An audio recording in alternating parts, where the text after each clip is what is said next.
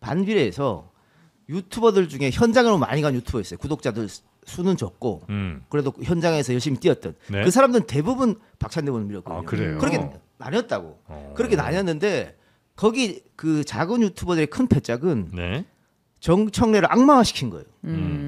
없는 사실 만들고 가짜 뉴스 만들고 그렇게 하면 이길 줄 알았지. 근데 그게 역효과가 불러져서 패배했단 말이에요. 네. 그러니까 이게 그 유튜버 사이에서도 역학관계가 있는 거거든 지금. 그러니까 김어준을 뛰어넘을 수는 없고 김어준을 욕하면 반사이고 나한테 좀 떨어지겠다. 이렇게 하는 사람들도 있어요. 약간 조금 크진 않은 포션이지만 그렇죠. 그거라도 먹어야겠다.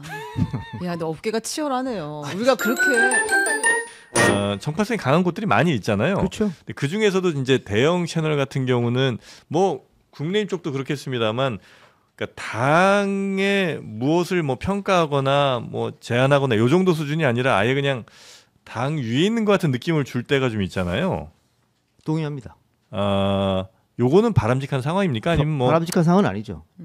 근데 네. 저는 당분간 이 추세가 안 바뀔 거라고 봐요. 그러니까 이 유튜브를 통해서 네. 정치인들이 등판해가지고 자신을 알리고 유튜브에서 프레임도 만들고 네. 지령도 내리는 이 상황이 뭐 지령은 모르겠습니다만 눈치를 볼 수밖에 없다. 네. 특히 지금 민주당 같은 경우 당원들이 굉장히 많은데 네.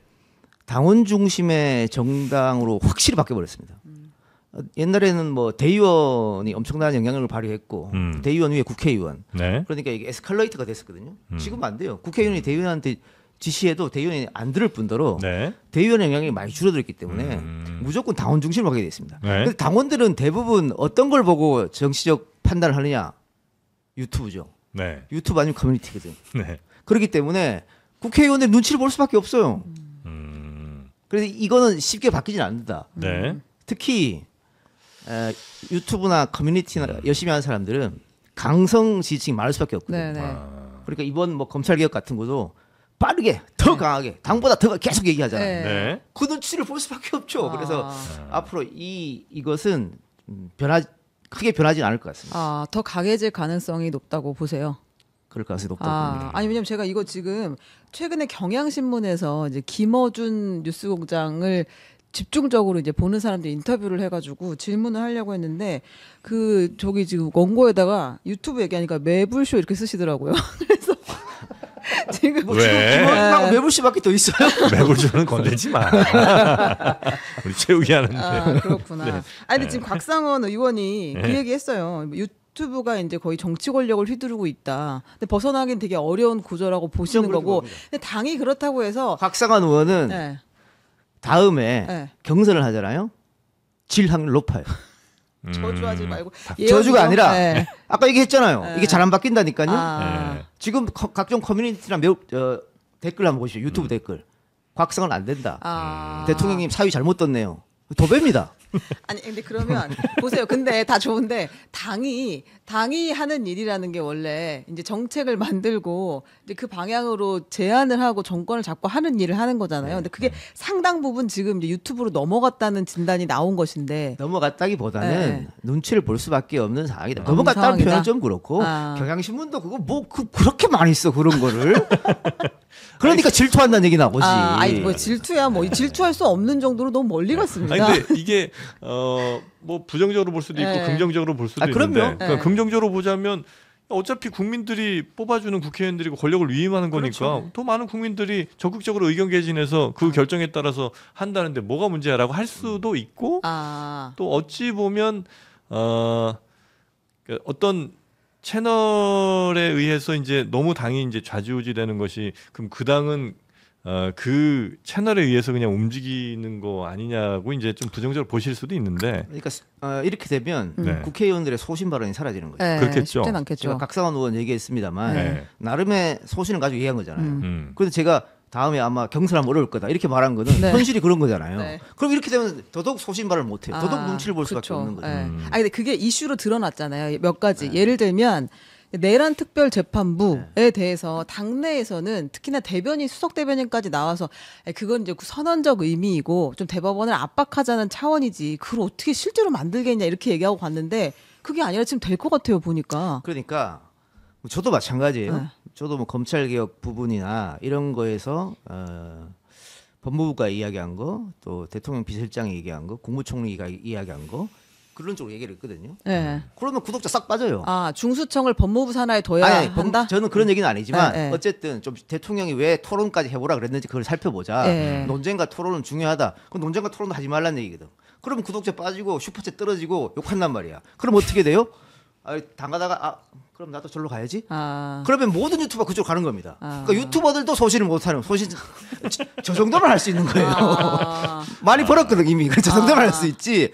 다들 그렇게 눈치 보면서 한쪽으로 의견이 쏠리는 거지. 그건 건강한 민주주의는 아닌 거죠.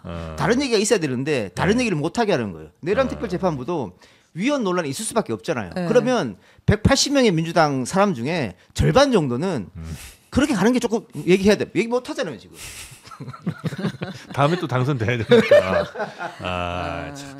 혹시 민주당 내에서도 좀 이렇게 좀 약간 양분되는 경향이 있어요? 어떤 거요? 그러니까 예를 들면 예전에 이제 당 대표 뽑을 때 뭐 정청래 후보 쪽, 그다음에 박찬대 후보 네. 쪽 이렇게 이제 시중에서 얘기하기로는 박찬대가 명심이다, 혹은 뭐 네. 정청래가 뭐 아니다 내가 명심이다 이런 얘기가 있었는데 그거 시중에서 뭘 알겠습니까? 우리 이동희 작가 아신다고 보고. 아니 뭐 그거를 뭐 여기서 말할 수는 없지만은 네. 명심이 누구에게 있다는 거는 뭐 대통령이 뭐 공개적으로 얘기한 것도 아니고 예.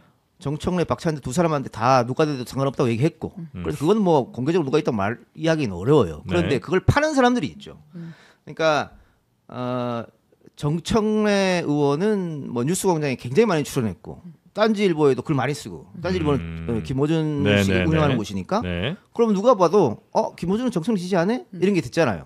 근데 반비례해서 유튜버들 중에 현장으로 많이 간 유튜버 있어요. 구독자들 수는 적고 그래도 현장에서 열심히 뛰었던 네. 그 사람들은 대부분 박찬대 의원을 밀었거든요. 그래요? 그렇게 나뉘었다고. 그렇게 나뉘었는데 거기 그 작은 유튜버들의 큰 패짝은 네.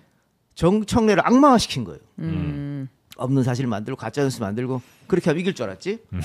근데 그게 역효과가 불러져서 패배했단 말이에요. 네. 그러니까 이게 그 유튜버 사이에서도 역학관계가 있는 거거든요 지금. 그러니까 김어준을 뛰어넘을 수는 없고 김어준을 욕하면 반사이고 나한테 좀 떨어지겠다. 이렇게 하는 사람들도 있어요. 약간 조금 크진 않은 포션이지만. 그렇죠. 그거라도 먹어야겠다. 야, 근데 업계가 치열하네요. 우리가 그렇게 판단이 없이 우리는 막 그냥 너무 직진했네. 그렇군요. 복잡합니다 여기도. 우리는 어떻게 하면 잘 될까요? 여기는 잘하고 있어요. 그래요? 틈새 시장을 잘 노렸어. 시장을 잘 노려. 근데 이게 당에 그러니까 진짜 갈등처럼 보이는 국면들이 있잖아요. 지지자들 사이에서도 진짜 지난 전당대회는 후보들은 전혀 그렇지 않았는데 내부에서는 치열하게 싸웠던 것 같아요. 근데 그게 불씨로 남아 있는 게 아닌가. 향후에 언젠가 또 다른 기회가 오면 이제 정말 터지는 거 아닌가 이런 저는 생각들. 그거는 큰 문제 없다고 봅니다. 그래요. 그러니까 작은 어떤 분란을 침소봉대했다고 보고요. 크지 않다고 봐요. 그거는. 그냥 또 누군가가 더 이제 그렇죠. 훌륭한 지도자가 나타나면 다 같이 또 단합하고 하는 거예요. 아니 훌륭한 지도자보다 당내는 뭐가 있으면 또 싸우겠죠. 아까 말한 어떤 그 캐파를 얻기 위해서. 그러나 전체 대세는 지장을 주지 않기 때문에 그건 문제 없다고 봅니다. 그런 그 국민의힘은 상당히 어려워지겠죠 앞으로 상당 기간. 그렇죠. 뭐 회복에 어렵다고 봅니다. 어렵다고 봐요. 매우 그러면 쪼그라들다가 서서히 소멸로 갑니까?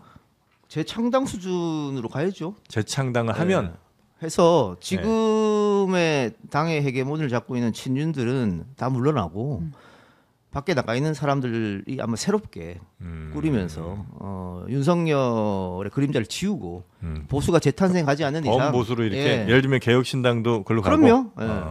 지금 이대로 가면 다음 지방선거 전멸입니다. TK 빼고 전멸이에요. 그럼 다시 이제 크게 보면 양당으로 또 가겠네요. 민주당 쪽. 왜냐면 민주당과 조국혁신당 아마 합당할 거라고 하셨으니까. 그 지방선거, 총선 이런 거는 지금 상황에서는 국힘이 민주당을 이길 수 없습니다. 절대적으로. 네. 대통령 선거는 해볼 만해요. 대통령 선거는 할 네, 만해요? 네. 어차피 그건 반반이라. 그렇죠. 어차피 반반이거든요. 네. 근데 지방선거나 총선 같은 경우에는 지역별로 쪼개잖아요. 지역별로 쪼개는데 네. 인구수나 이런 걸로 봤을 때는 국민의힘이 이기기 어렵습니다. 단 1%라도 이기는 거기 때문에. 그럼 지금 국민의힘의 지도부는 우리 작가님 보실 때는 재창당에 매우 유리한 조건이 된 거예요? 아니면 아무래도 어려워지게 됐습니까? 왜냐하면 너무 가면 또 아예 차라리 그것 때문에 재창당으로 갈 수도 있잖아요. 제가 이재명 네. 대표가 대표되고 나서 몇 번 그런 얘기를 했는데 상대 파트너 복은 정말 있는 사람이다. 우리 정치라는 게 네. 나만 잘해서 이길 수 없습니다. 네. 상대방이 못해야 돼요. 네. 계속 못하고 있잖아요. 그래서 선거 때 판판이 뭐 자기들끼리 헛발질하는 거예요. 국민의힘이 네. 이번에도 전당대회 때 네. 그렇게 결과가 나는 게 맞습니까? 장동혁 대표, 김민수 최고위원. 네, 그러면 지는 거죠. 근데 어리버리하게 조금씩 잘하려다가 그냥 계속 그만하게 가는 것보단 차라리 한번 확 이렇게 해갖고 당해체 수준 한번 가고 새로 이게 더 유리할 수도 있지 않아요? 그걸 노리고 그렇게 했을까요, 그때? 그건 아니겠지만 그러니까. 예, 결과적으로. 그러니까 민주당 입장에서는 네. 저렇게 당대표 최고위원으로 꾸려진 거에 박수 칠 일이죠. 계속 스스로 망가질 거다 이렇게 보는 거죠. 그래요. 근데 이제 그 하나 궁금한 게 이재명 대표 시절에 야당복이 파트너복이 있다고 얘기했다시는 거잖아요. 근데 이재명 대통령이 된 뒤로 그 사람을 쓸 때 보니까 우리가 알고 있던 친명이란 사람들을 먼저 쓰지 않고 예를 들면 비서실장도 그렇고 뭐 정무수석도 그렇고 인선 자체가 자기 최측근이라고 생각했던 사람들이 아닌 사람들을 쓰더라고요. 그리고 그 다음에도 이제 사람을 쓰는 과정에서 좀 고생들을 많이 한 것 같은데, 그럼 이재명 사단이라는 게 지금 지금 없어요 이제. 없는 건가요? 네. 뭐 저한테도 전화 한 통화 안 하는데 뭐. 대통령 내고 통화 한 번도 안 하셨어요? 안 했어. 그런 거 없고 네. 그 계속해서 실용이라고 얘기하잖아요. 네. 그리고 저는 이재명 대통령이 성남시장 2번, 경기도지사 1번 한 거는 정말 본인 혹은 우리나라에서 정말 잘된 일이다. 그 행정 경험을 여러 번 겪으면서 느꼈던 거예요. 게다가 성남시장 처음 할 때는 자기 사람이 없었잖아요. 그러니까 성남에서 소위 말해서 조금 이름 좀 알린다고 하는 사람 다 끌어들였거든.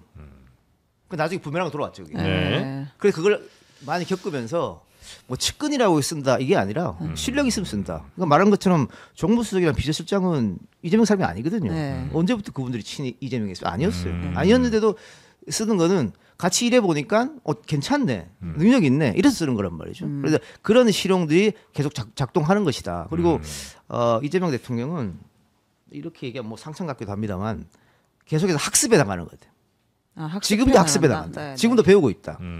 그러니까 뭐 그런 거예요. 네. 찬양 여기까지. 그러니까 질문은 그런 거예요. 찬양 여기까지. 왜냐하면 이제 오광수 민정수석을 지명할 때 그 고심이, 그러니까 주변에 쓸 사람이 진짜 없나 이런 생각이 또 들기도 하는 거예요. 찾고 찾아도. 근데 그거는 아마 바로 대통령이 안 되고 네. 준비 기간에 있었다면 그렇게 안 했을 것 같아요. 그러니까 인수위가 없었다는 한계가 좀 있었지 않았을까.